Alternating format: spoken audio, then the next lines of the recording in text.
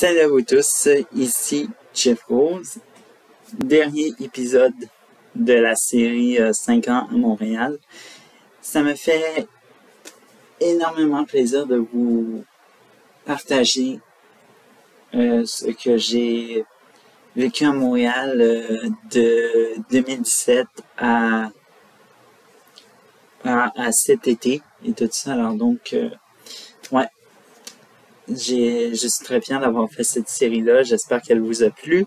Et là, on y va sans plus tarder avec la dernière vidéo de cette série-là et tout ça. Et je tiens à vous préciser que si vous avez manqué un épisode de la série, tout ça, veuillez tenir compte qu'il y aura un i. Et dans ce i, vous trouverez la liste de lecture ou la playlist de 5 ans à Montréal et tout ça. Et également, cette vidéo en fera partie. Bref, alors donc, on y va. Et c'est parti. Alors donc, 5 choses que je déteste de Montréal. Et oui, vous avez compris, c'est l'inverse de l'avant-dernière vidéo de cette série. Ce que j'aime de Montréal. Et maintenant, c'est rendu ce que je déteste de Montréal en 5 points. Et tout ça. On va aller avec le premier point.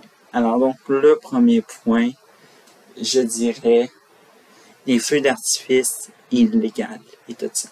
Alors donc, si vous habitez dans un quartier, bon, moi dans mon quartier, on en entend des feux d'artifice illégaux, mais bon, si vous en êtes témoin et tout ça, dites-vous que c'est à peu près presque comme si c'était normal et tout ça. Alors donc, ce sont des gens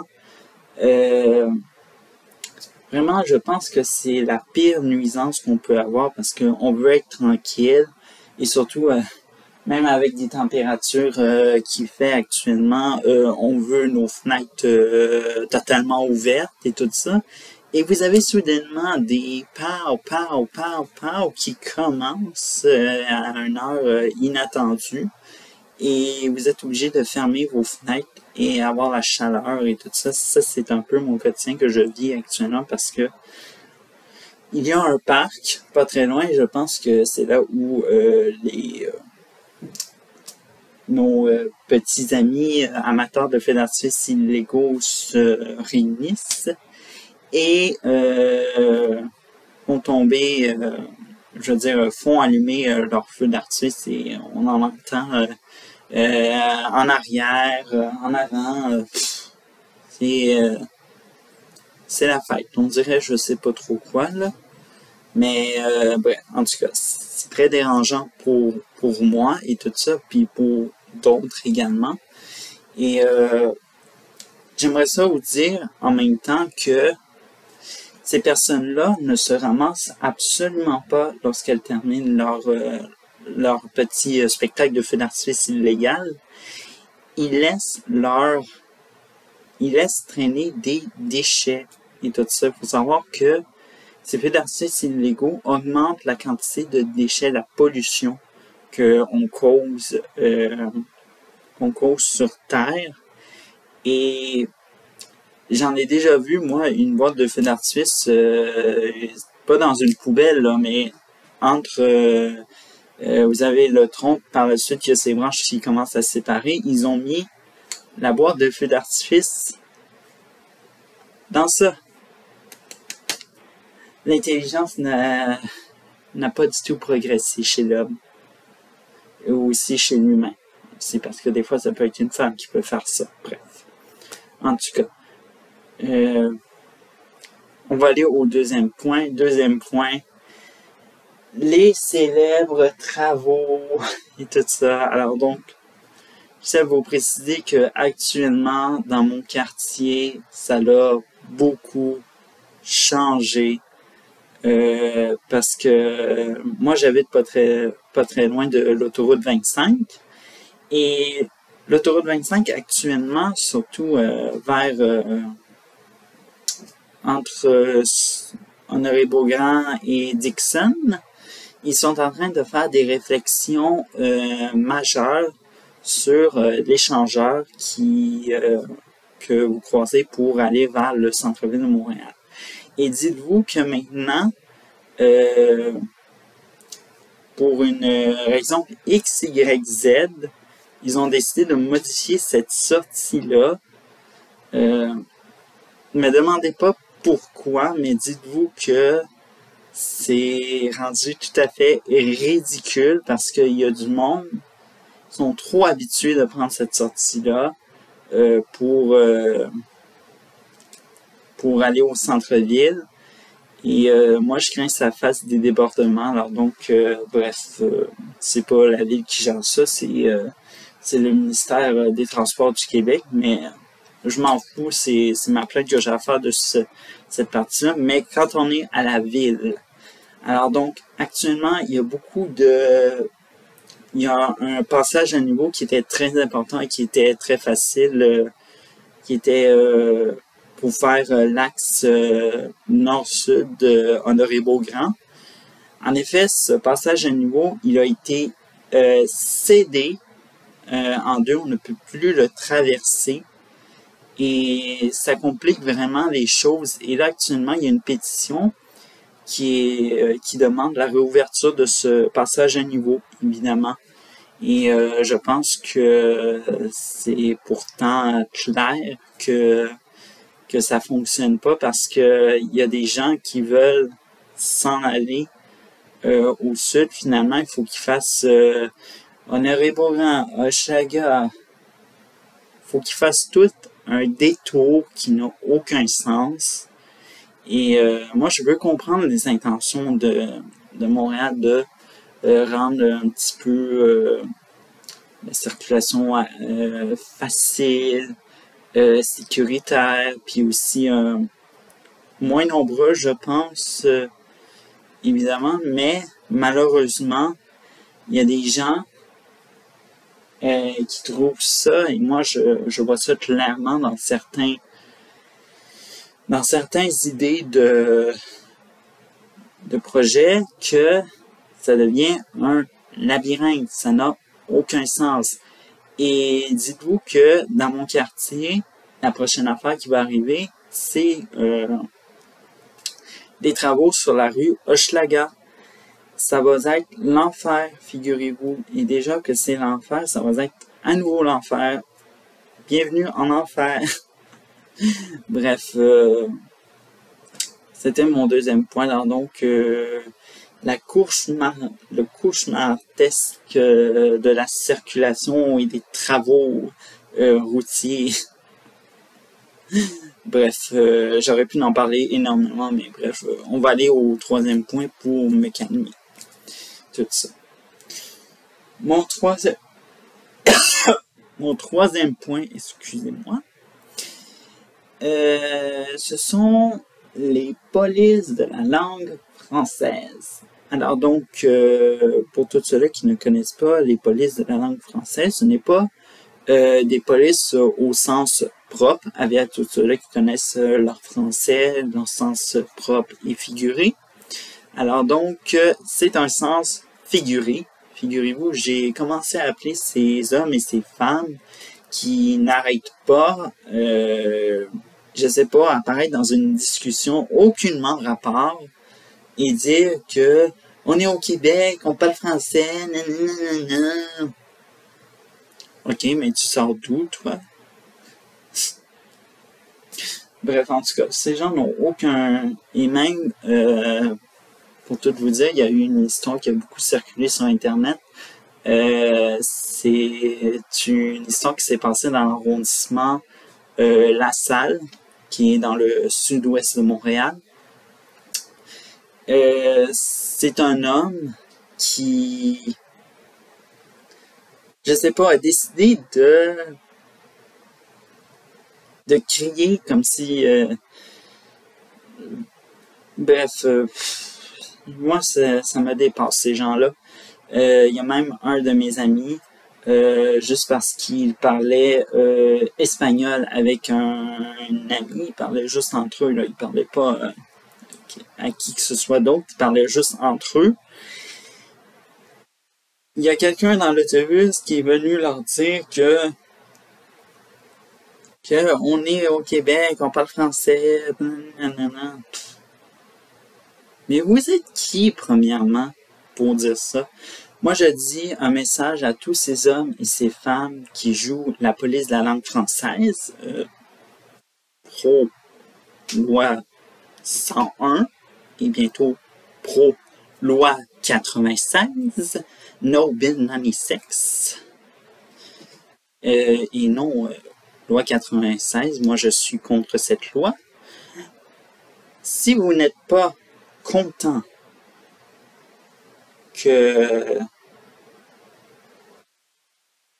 d'entendre d'autres langues ou encore ces langues-là vous agressent, vous donnent des migraines ou quoi que ce soit, bien dégagez de Montréal, déménagez ailleurs.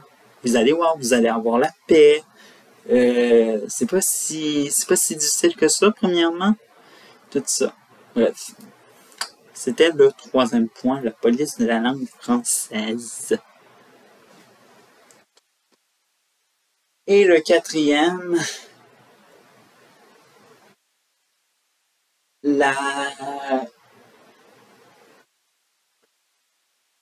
fameuse mairesse de Montréal, Valérie Plante.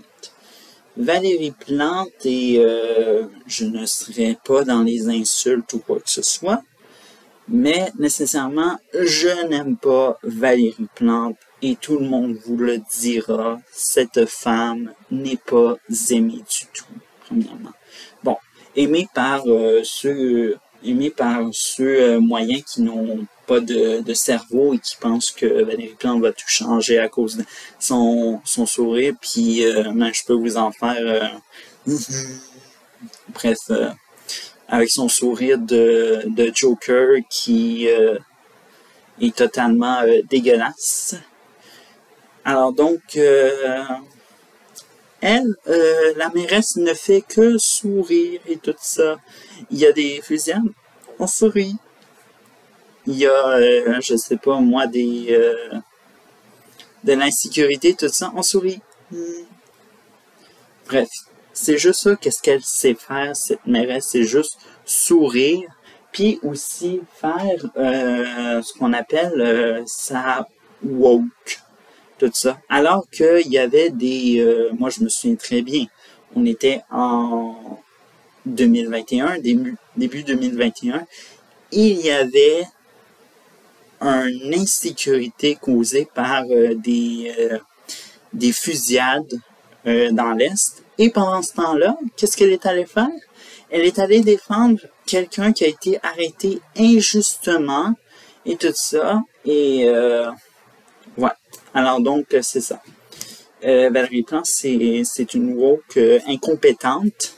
Et on espère qu'aux élections, je ne sais pas, de 2020 quelque chose, elle ne sera plus là et tout ça. Alors donc, dites-vous que aux élections de novembre 2021, je pense, c'est ça la dernière élection, ça s'est passé là, je n'ai même pas voté pour elle.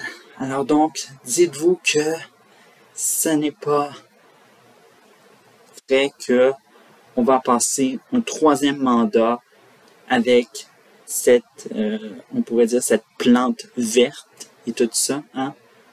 Bref. Alors donc, oui, Madame Plante, je vous déteste et je vous détesterai jusqu'à la fin de votre mandat. Bref.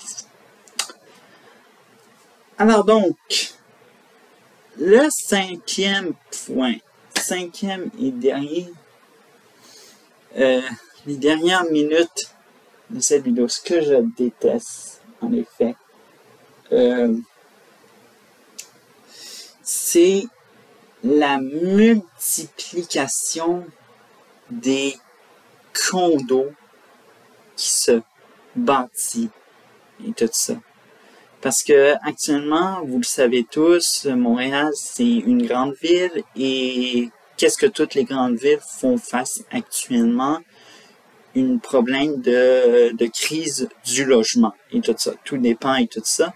avec l'inflation, les loyers augmentent et malheureusement, les promoteurs immobiliers, ça c'est vraiment un classique, veulent se faire de l'argent et malheureusement ne veulent pas faire des logements sociaux parce que ce n'est pas rentable.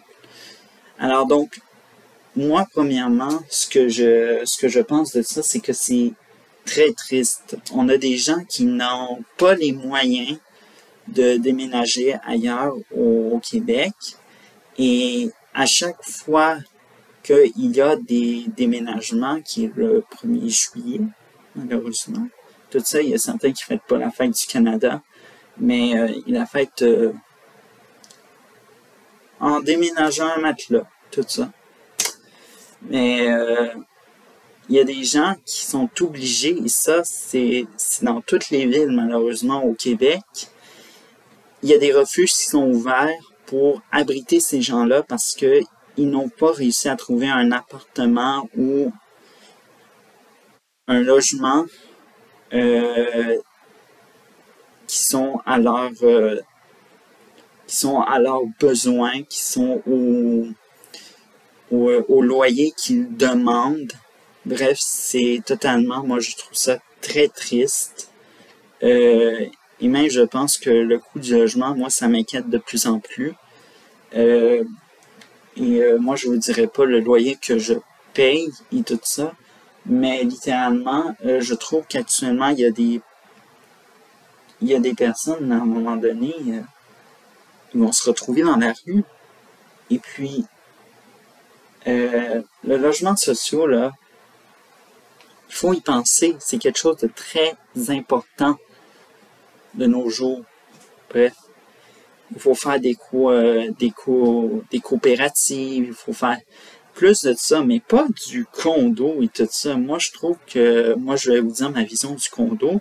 La vision du condo, c'est une vision de têteux, de têteuse qui veut juste être regardée. Moi, je suis riche, je vis dans une tour à condo, dans le plus beau paysage du centre-ville, ou je sais pas, proche du bord du canal de la Chine, etc. On fait des petits selfies. Bref, moi, ça m'intéresse pas les condos et je n'irai jamais en condo. Tout ça parce que c'est tellement têteux comme vie. Alors donc, c'est un petit peu ça. Ça, je pense que je vais me calmer. Parce que si je parle trop du condo, je pense que je vais être en colère et les gens ne veulent pas voir des gens dans des vidéos en colère. Bref. Donc, je vais y aller parce que c'est chaud. Bref. Je vous laisse. Non, je bouge pas pour rien. C'est juste parce que j'ai chaud. Tout ça. Puis je dois fermer ma fenêtre obligé parce que sinon, vous allez entendre toutes les voitures, les gens qui parlent. Bref. Donc, c'était le dernier épisode. Et n'oubliez pas, le 28, dimanche prochain, c'est le retour des éditos 2022. Tout ça, je vais le mettre aussi en ligne si vous avez manqué des épisodes. Tout ça. Alors donc, ouais, c'est ça. Ciao, puis à une prochaine vidéo.